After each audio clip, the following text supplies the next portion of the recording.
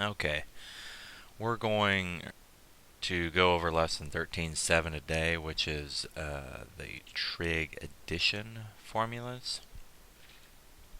What these trig addition formulas are going to do is, prior to now, when we wanted to have an exact value of a trig function, we found it necessary to be at one of the angles which gave us our special triangles, right? Our special right triangles, a 30, 60, 90, or a 45, 45, 90. What we're going to go over today are some formulas that will allow us to find some exact values of a few other angles. Okay, so this is going to be used to find, let's go blue today, exact values for trig functions of these angles other than those ones that we were able to do before, which were a 30-degree angle, a 45-degree angle, a 60-degree angle, and a 90-degree angle. And all those multiples as they went around the unit circle, as you recall. So we'll write those down as their reference angles. Reference, yep. Okay. Now, I know some of us are having some difficulty with these Greek letters. Just think about them as being an X and a Y or something like that. We simply use the Greek letters to differentiate between different things in trigonometry. So remember, this is alpha, and this Greek letter right here, looks like a capital B, would be beta. And how this goes, addition formulas for both sine and cosine. Okay, they're a little bit different, so we'll want to take a close look at all these. I've got most of it filled in for you, but here is my suggestion on how you try to remember these as you go through, so you don't have to keep these formulas in front of you at all times. But the sine of some angle plus another angle is going to be equal to the sine of that first angle, alpha, whatever that first angle is, times the cosine of whatever that second angle is. Okay, and then you're going to add the cosine of the first angle and the sine of the second angle. Okay, so what I like to do, and some books will show them differently, but what I like to do is know that my angles are always going to come in the same order. It's always going to be alpha, beta, alpha, beta, alpha, beta down here, and so on. And then all I have to do is remember the sign and what trig functions go somewhere. So the sine addition, when I'm adding these, goes the sine of alpha times the cosine of beta plus the cosine of alpha times the sine of beta. When I am subtracting these angles, so we still call them addition formulas. Remember, subtraction is just adding a negative. It's again going to be the sine of alpha times the cosine of beta, but then I am going to subtract the cosine of alpha times the sine of beta. Okay? So what I like to remember is the sine addition formulas are they pretty much mirror what you see in the parentheses with what you are taking the sine of. They stay in the same order. The addition sign goes with the addition sign. Subtraction goes with subtraction. Okay? So that's not too difficult to remember. What you need to remember now is when we go to cosine, what happens is the first thing I'm going to do is take the cosine of each angle. So that's a little different. Here I was taking sine and cosine. So for the cosine addition formula, I take the cosine of each angle, and when I am adding, I actually do the opposite and subtract the sine of the first angle times the sine of the second angle. Okay. Now when I am subtracting the angles and trying to find cosine, again, everything here is going to be in the same order. However, it is the opposite sign. I'm adding instead of subtracting. Okay. So you might want to take a minute and just look at those, see if you can or make sure you're comfortable with those patterns and whatnot. Alright. So let's look at an example here. Well, before we do that, I want to just tell you about what this means. Essentially what this means is now I'm going to be able to find the exact value of sine or cosine for any angle that I can use these angles to add up to, essentially. For instance, before now, I couldn't have found an exact value of the sine of 75 degrees. Okay? But components of 75 degrees would be 30 and 45. They would add up to 75 degrees, right? Therefore, since I know the exact value of the sine and cosine of 30, and I know the exact value of the sine and cosine of 45, I could put them into this formula right here. Again, these are not going to give you exact values for every single angle out there. These just give us a few additional spots where we can find exact values of. Okay, so now we'll look at something here. So the sine of alpha plus beta. What we need to realize is this is not distribution. This is a common misconception, is people look at this and they think, well, if sine of alpha plus beta must be the sine of alpha plus the sine of beta, because they think they need to distribute that through. This is not showing multiplication right here, okay? This is showing the sine, the trigonometric function of these angles, okay? This is not distribution. So we can't distribute here.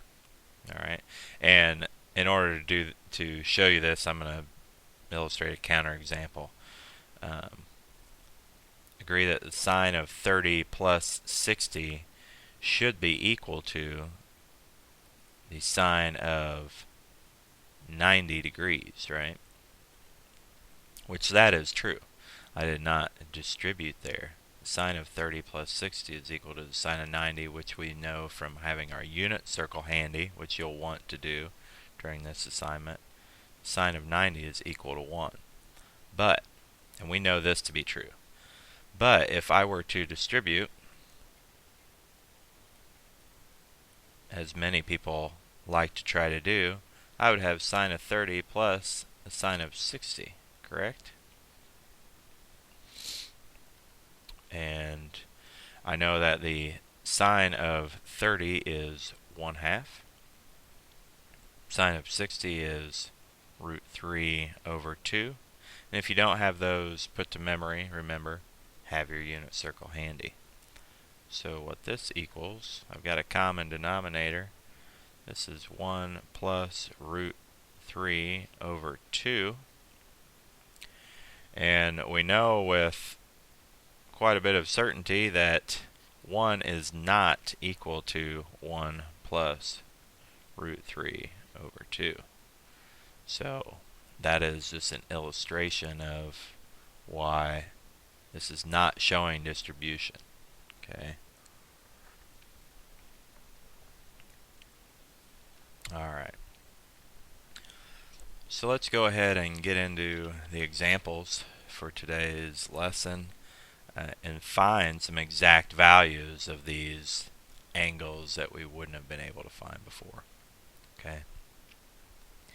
Cosine of 165. Well, I think about 165, that reference angle would have been to 180 would have been 15 degrees, right? Well, I before today, I wouldn't have known how to find those exact values of cosine here.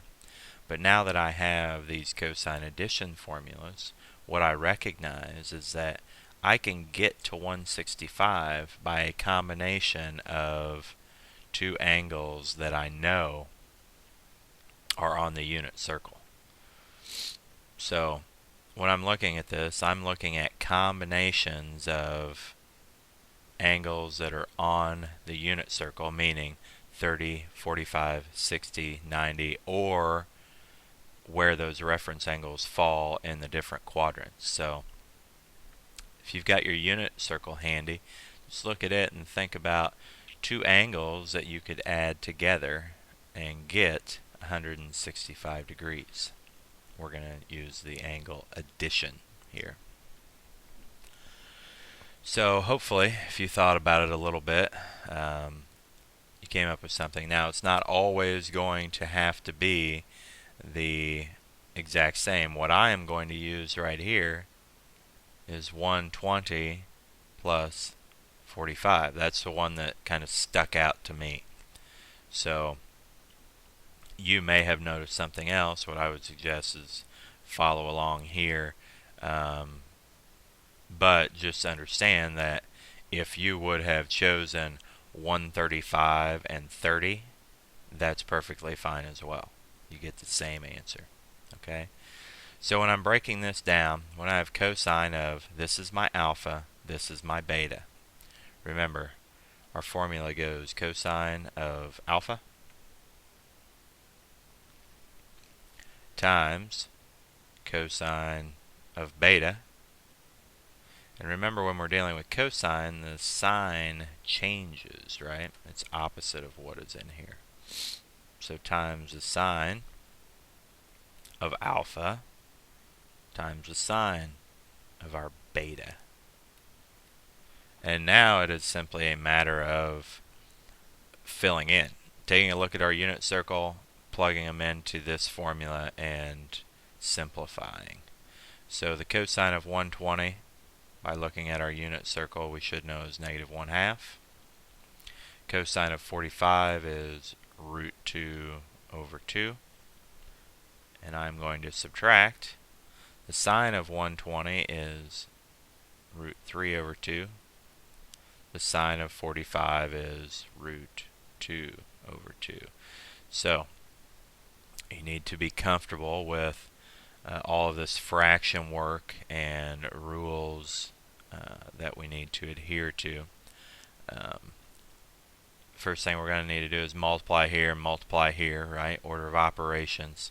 So negative 1/2 times root 2 over 2 would be negative root 2 over 4.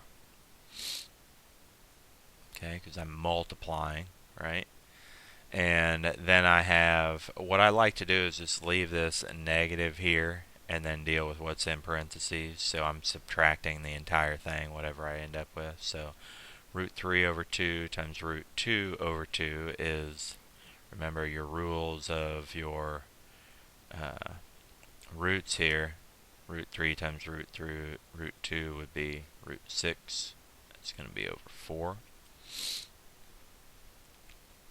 So I've got a like denominator. I can combine these, which will simplify to negative root 2 minus root 6. And all of that would be over 4, right? Now I will tell you this, when both of these top pieces right here are negative, what you'll see a lot of times in the book is this as an answer. They like to put the negative out front. By doing that, it's kind of like factoring this negative out and putting it out here. So what that will do is change all the signs of what's in top. So if I put that negative out front, plus root 6 over 4. Okay, so you may see the answer like that as well. Whereas up here, each separate term up here was negative. Down here, it makes the whole thing negative, which essentially means that's negative and that's negative. But okay, I just wanted to give you, either way is fine. I want you to understand that if you're checking your answers and you see this, it's the same thing as this. Okay. Alright, the sine of 195 degrees. So let's do that with some subtraction problem. Okay. So obviously we know we're going to have the sine of something. And we want to try to figure out something where we can subtract. Well, the first thing I notice is I could take 225 and subtract 30. Okay, those two values are on my unit circle, so that's going to work just fine. And sine, remember, goes sine, cosine, and we keep the same sign, or the same subtraction sign, right? So this is going to go sine of whatever my alpha is times cosine of whatever my beta is. The sign stays the same.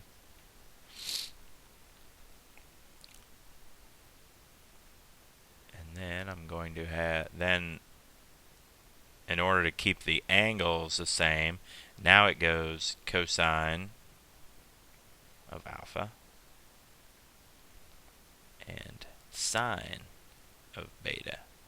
So those trig functions switch around so I can keep my angles the same way. Remember that this is commutative, so it doesn't matter if sine of 30 is here and cosine of 225 is over here. That's where some things will switch it around, but I just like to keep my angles in the same spot. Anyway, going forward. So the sine of 225 from our unit circle is negative root 2 over 2. The cosine of 30 we know is root 3 over 2. Going to subtract. Cosine 225 is negative root 2 over 2. Sine of 30 is 1/2. So as we work through this, negative times a positive is going to end up being a negative, right? And actually I like to show them with the numerator. So it's going to be negative root 6 over 4 minus, and then this is also going to be a negative. It's going to be a negative root 2 over 4. So what I end up with is negative root 6 minus a negative, which would be a positive, right? Plus root 2, and all that's over 4. So negative root 6 plus root 2 over 4. You might see this one as root 2 minus root 6 over 4. They don't like having the book, when it shows its final answers, does not like having this negative in the first term of the numerator. So that's why over here they brought it out front. Over here they just simply switched positions, right? And we can do that. It's commutative. So we can, when we're dealing with addition or subtraction or multiplication, we can, excuse me, not subtraction, but when we're adding, we can switch things around, or when we're multiplying, we can switch things around. That's perfectly fine. These are the same. Okay. So what I want you to note down here, there are often several ways to evaluate these expressions. So we talked about this cosine 165.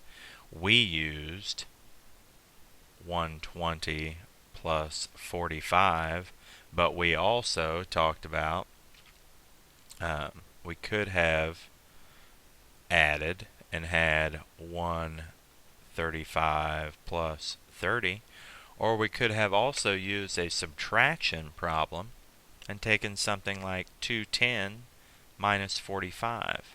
all of those angles are on the unit circle, which means I know the exact value of the sine and cosine.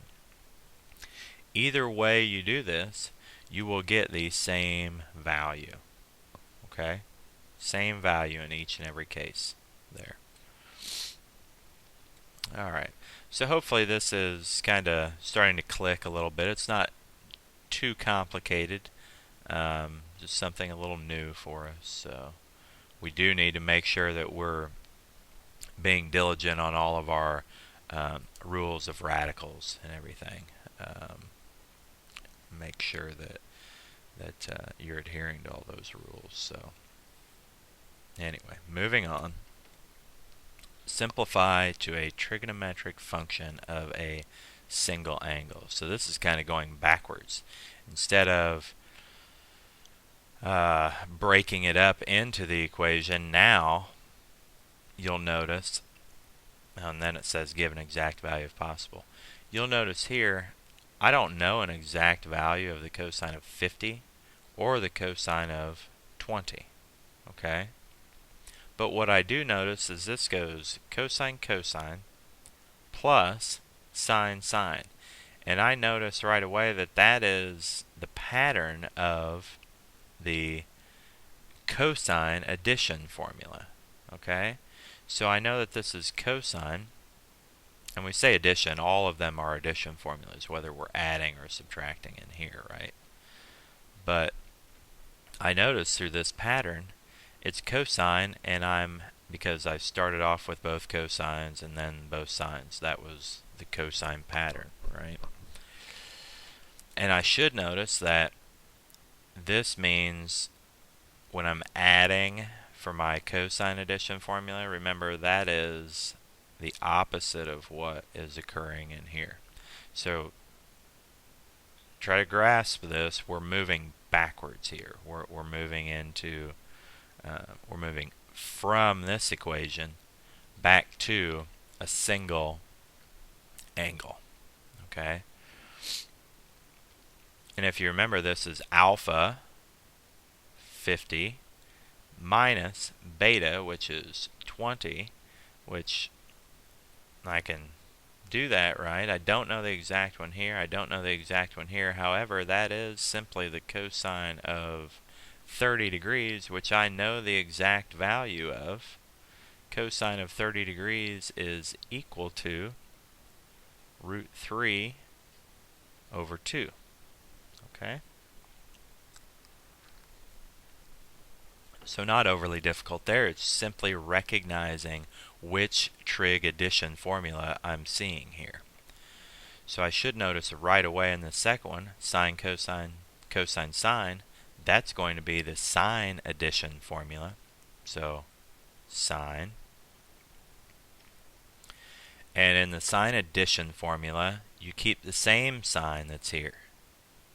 So that's going to be sine of alpha plus beta. So the sine of 90 degrees is equal to 1. And we know that from our unit circle, right? Okay. Alright, two last ones, and they're going to be proving this identity. And we're going to prove that the cosine of pi over 2 minus x is equal to the sine of x. Okay? Here's how we're going to do that. We're simply going to adhere to the pattern. I know what this is, right? I don't know what this is. This is a variable. So let's just go from here. Cosine, and I'm subtracting. So I know that that pattern is going to go cosine of alpha, which is pi over 2, times the cosine of x, because that's my beta, right? Now, in the cosine addition formula, it's the opposite sign, right? So I'm going to add the sine of alpha, which is pi over 2, times the sine of x. Now, what's the cosine of pi over 2? Pi over 2 is 90 degrees, right? Well, that cosine is 0, if you look on the unit circle, times the cosine of x. Okay. The sine of pi over 2, if you look on your unit circle, is 1 times the sine of x, right? I don't know what x is, so I can't tell you a sine or a cosine value. 0 times anything is 0. 1 times anything is whatever the anything was. 0 plus sine of x equals sine of x. So therefore I have taken the left side of that identity and proved that it is equal to the right side of that identity, and we'll just show that equals sine of x. Okay. Now this second one, what I'd like for you to do is hit pause and try to do that on your own. Notice that it is a sine addition formula, so make sure to be careful where you put things, and we are subtracting. So go ahead and hit pause and try that on your own. Alright, hopefully you had some success here. You notice that it is sine right away, obviously, it's right there. So the pattern for sine goes, oops, let me go back to blue. And this is how some people like to do it, just to get it out of the way. I know that it should go sine, cosine, and then the sine will stay the same, right? I'm going to subtract, and then it goes cosine of something, sine of something, and then we just fill in. And I know that I like to keep them in order, so that's why I go with this pattern. Pi over 2 and x, pi over 2 and x. So the key here in both of these is getting the pattern correct. Okay, in sine it goes sine, cosine, cosine, sine, and the angles stay in the same order. For cosine it went cosine, cosine, sine, sine. Okay, so you remember that pattern, and then you simply need to remember that in the sine addition formula, sine stays the same. In the cosine addition formula, sine changes. Alright. So now I'm going to simplify this. The sine of pi over 2, sine of 90 degrees. I said what it was right over here, didn't I? That is 1 times the cosine of x minus. Now the cosine of pi over 2, or 90 degrees, we know from our unit circle, is 0 times the sine of x. Simplify cosine of x minus 0, which leaves me with the cosine of x, and that is quite obviously equal to, and we've proved this identity to be equal to the cosine of x. So the sine of pi over 2 minus x equals cosine of x. Alright, thanks for following along. Hopefully you got something out of this, and we will work on a little bit of an activity when you get into class next time, followed by working on this assignment I'm going to give you here, which is page 643, I believe. It's on lesson 13.7, and we're going to do 1 through 29 odd. Alright, there you go. Have a good weekend if you're watching this early.